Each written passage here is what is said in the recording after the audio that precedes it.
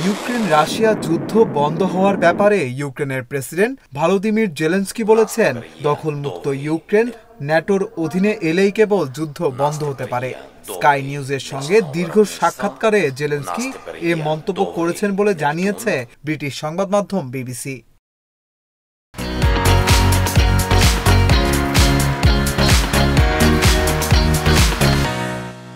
সাক্ষাৎকারে জেলেনস্কিকে প্রশ্ন করা হয় তিনি ন্যাটোর সদস্য পদ গ্রহণ করবেন কিনা।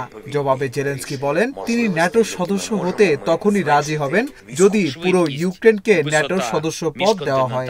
এরপর ইউক্রেন কূটনৈতিক উপায়ে রাশিয়ার নিয়ন্ত্রণাধীন অঞ্চল ফেরত নেওয়া নিয়ে আলোচনার চেষ্টা করতে পারে বলেও জানান তিনি। তবে এ ধরনের প্রস্তাব জেলেনস্কিকে কেউ দেননি বলেও জানান তিনি। জেলেনস্কি বলেন ইউক্রেন কখনোই এ ধরনের প্রস্তাব বিবেচনা করে দেখার সুযোগ পায়নি, কারণ আনুষ্ঠানিকভাবে কেউ আমাদের প্রস্তাব দেয়নি। বর্তমানে রাশিয়ার নিয়ন্ত্রণে থাকা এলাকা সহ পুরো দেশকে ন্যাটোর সদস্যপদ দিতে হবে।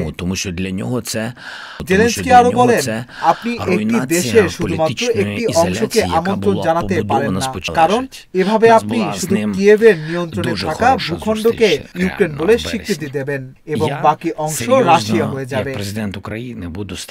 অনেকেই যুদ্ধবিরতির প্রস্তাব দিয়েছিল উল্লেখ করে ইউক্রেনের প্রেসিডেন্ট বলেন রাশিয়াকে আক্রমণ করা থেকে বিরত রাখার ব্যবস্থা না করেই যুদ্ধবিরতি খুবই বিপজ্জনক। শুধুমাত্র ন্যাটোর সদস্য পদই এ ধরনের গ্যারান্টি দিতে পারবে। ইউক্রেনের মিত্ররা পর্যাপ্ত আগ্রহ দেখালে আগামী বছরে যুদ্ধ শেষ হতে পারে বলেও মন্তব্য করেছেন ভলোদিমির জেলেনস্কি।